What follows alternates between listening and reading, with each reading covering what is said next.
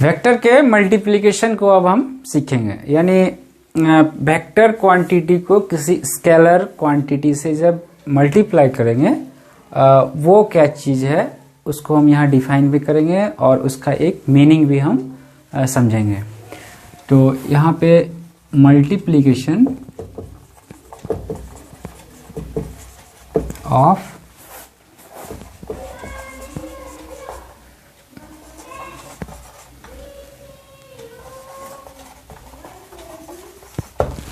By number. मान लें ए एक वेक्टर है और ए को हम के ए अगर लिखें, ये के क्या है, एक प्योर नंबर है। तो ये क्या चीज है, इसे हम इस तरह से डिफाइन करते हैं के ए मान ले बी के बराबर है, तो बी एक वेक्टर हुआ जो के ए के बराबर है। तो के ए के टाइम्स ए एक ऐसा वेक्टर है जिसका मैग्नीट्यूड ए के मैग्नीट्यूड का के टाइम्स है, यानी के गुना है, यानी के ए उसका मैग्नीट्यूड है। और डायरेक्शन बी का डायरेक्शन भी ए के ही डायरेक्शन में है, यानी किसी भी वेक्टर को जब एक स्केलर क्वांटिटी से एक प्योर नंबर से हम गुना करें तो जो नई क्वांटिटी हमें मिलती है वो एक वेक्टर है, वो एक वेक्टर क्वांटिटी होती है और उसका जो डायरेक्शन है वो पहले वाले वेक्टर के डायरेक्शन में ही होता है। यानी हमने जैसे ए था तो ए को हमने के से गुना किया, तो इस के ए का जो टोटल का जो डायरेक्शन होगा वो ए के ही बराबर होगा। वो क्या होगा, ए के डायरेक्शन के बराबर होगा और इसका मैग्नीट्यूड ए के मैग्नीट्यूड के गुना होगा। बस हमें इतना याद रखना है। तो स्केलर मल्टीप्लिकेशन जो होता है, किसी भी वेक्टर का स्केलर के साथ मल्टीप्लिकेशन होता है, उसका यही मीनिंग होता है। यानी ए अगर उसका मैग्नीट्यूड है तो के से गुना करने से उसका मैग्नीट्यूड के टाइम यानी के ए के बराबर हो जाता है। अब यहां पे देखें, मान लें हमने डिफाइन किया बी एक ऐसा वेक्टर डिफाइन किया जो के ए के बराबर है। तो अब हम क्या देखेंगे कि बी का डायरेक्शन ए के डायरेक्शन के सेम है और इसका मैग्नीट्यूड के टाइम है, ए के मैग्नीट्यूड का के टाइम्स है, उसका के गुना है। अब जैसे b is equal to 5a, इसका मतलब क्या हुआ कि b भी एक वेक्टर है जिसका डायरेक्शन a के डायरेक्शन में है और b का जो मैग्नीट्यूड है वो a के मैग्नीट्यूड का 5 टाइम्स है। बस इसका यही सिंपल सा मीनिंग होता है। अब अगर ये k एक निगेटिव नंबर हो, जैसे b इक्वल टू मान लें -3a है, तो इसका क्या मतलब हुआ, इसका मतलब ये होता है कि b का डायरेक्शन जो है वो a के डायरेक्शन के ऑपोजिट है और मैग्नीट्यूड 3 टाइम्स है। यानी कि जब भी कोई नेगेटिव नंबर से किसी वेक्टर को गुना करे तो जो नया वेक्टर हमें मिलता है वो उस पहले वाले वेक्टर के ऑपोजिट डायरेक्शन में उसका डायरेक्शन होता है। तो ये multiplication of vector by a scalar quantity, इसका यही मीनिंग होता है। इसी से अब हम निगेटिव वेक्टर को भी डिफाइन कर सकते हैं। जैसे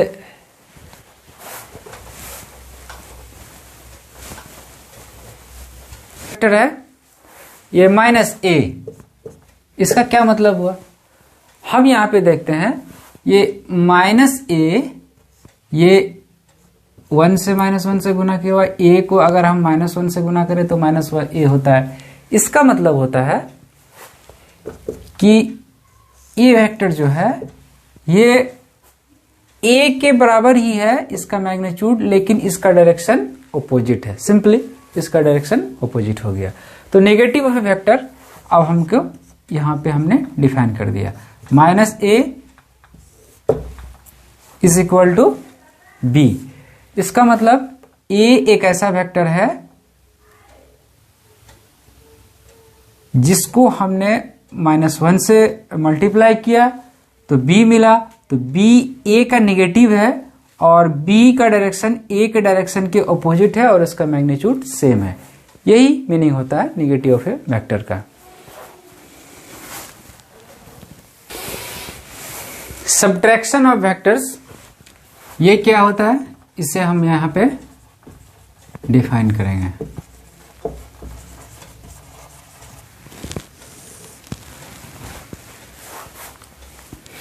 मान लें दो वेक्टर है A और B, A प्लस B, इसे तो हमने डिफाइन कर दिया था।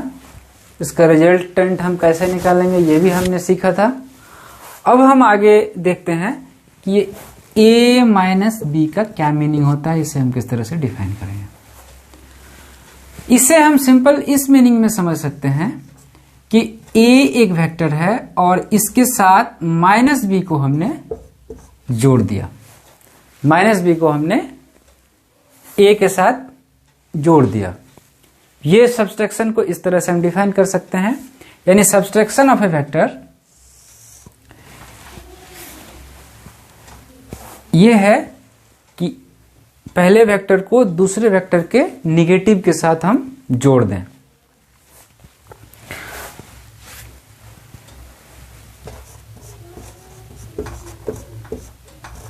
इसी से यहां पे ये प्रोसेस भी हम निकाल सकते हैं। जैसे हमने ये देखा था कि A, दो वेक्टर है A और B, तो A प्लस B अगर हम निकालना चाहें तो A प्लस B, तो ये होगा कि इस वेक्टर को हम यहां पे ट्रांसलेट करें, ये B का डायरेक्शन, ये B भी सेम ही होगा।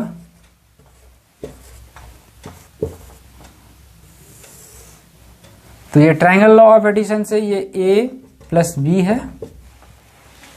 ये जो लाइन है वो A प्लस B को रिप्रेजेंट करती है और A माइनस B किस तरह से रिप्रेजेंट होगा, हम B को इन्वर्ट कर देंगे यानी उलट देंगे। तो B का डायरेक्शन ये पलट दें अगर, तो ये माइनस B हो गया।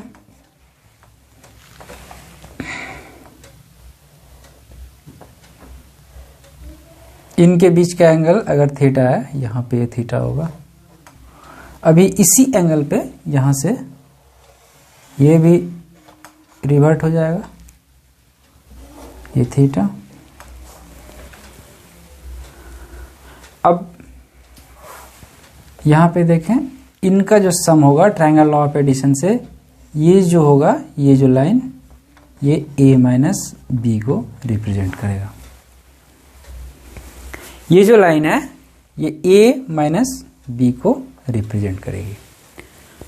इसे आप और भी इजीली इस तरह समझ सकते हैं कि दो वेक्टर्स अगर हैं, इनको अगर सब्ट्रैक्ट करना है पहले से दूसरे को, तो दूसरे वेक्टर को यानी जिस वेक्टर को सब्ट्रैक्ट करना है उसको इन्वर्ट कर दें, उसको -1 से गुना कर दें और उसको फिर पहले वेक्टर से जोड़ दें। तो addition of vector, subtraction of vector का यही मीनिंग होता है। वेक्टर्स के सब्ट्रैक्शन का जो प्रोसेस है, इसको हम एग्जांपल के यूज करके हम सब यहाँ पे और थोड़ा सा क्लियर करने की कोशिश करेंगे। मान ले दो वेक्टर है A, दोनों का मैग्नीट्यूड A है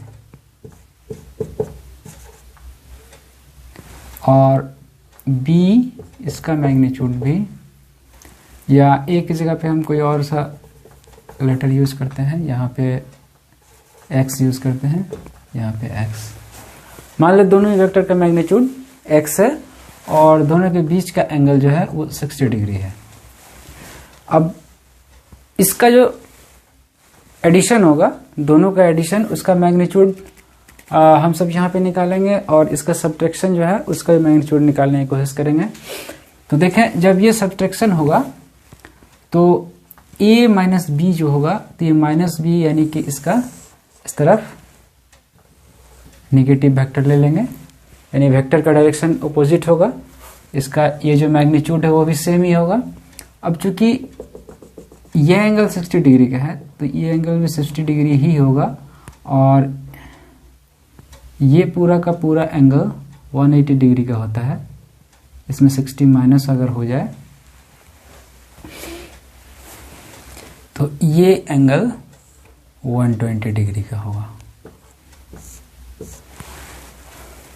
ये माइनस बी है। तो अगर जब हम सब एडिशन का रिजल्टेंट निकालना चाहेंगे तो फिर इस तरफ यानी कि इन दोनों को जोड़ेंगे, और जब सब्ट्रैक्ट करना चाहेंगे तो इन दोनों फैक्टर्स को हम जोड़ेंगे। यानी जोड़ना ही है, जोड़ने का ही फॉर्मूला दोनों ही केस में यूज करना है। हम यहाँ पे यूज करके देखते हैं किसका क्या रिजल्ट निकलता है। तो a प्लस बी का जो मॉडुलस है वो इतना होगा, a b plus 2a b cos theta. ये चूंकि x है, एक्स स्क्वायर 2x², ये दोनों की जगह पे x हमने रिप्लेस कर दिया, और यहाँ पे कॉस थीटा यानी कॉस 60 डिग्री। इसे और सिंप्लीफाई कर लेते हैं तो 2x² और इधर बच जाएगा 1 प्लस कॉस 60 डिग्री। इसे √2x और ये 2 कॉस स्क्वायर 30 डिग्री,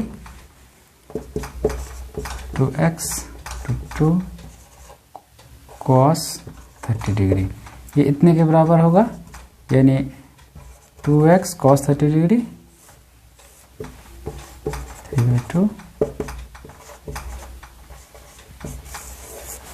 ये एडिशन का रिजल्ट हुआ। अब सब्ट्रैक्शन का रिजल्ट हम देखते हैं, यानी इसको और इसको, यानी b को जब हम a से माइनस करेंगे तो फिर इससे a के साथ ऐड करना पड़ेगा। a से b को जब हम यहाँ सब्ट्रैक्ट कर रहे हैं तो b का जो ओपोजिट वेक्टर होगा, यानी b का जो रिफ्लेक्शन होगा, हमने उसको a के साथ जोड़ना है। a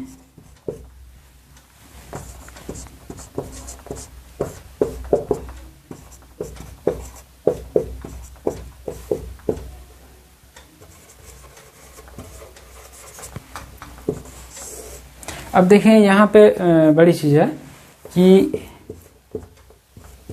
जो एंगल है दोनों के बीच का, यहाँ पे 120 डिग्री हम यूज करेंगे।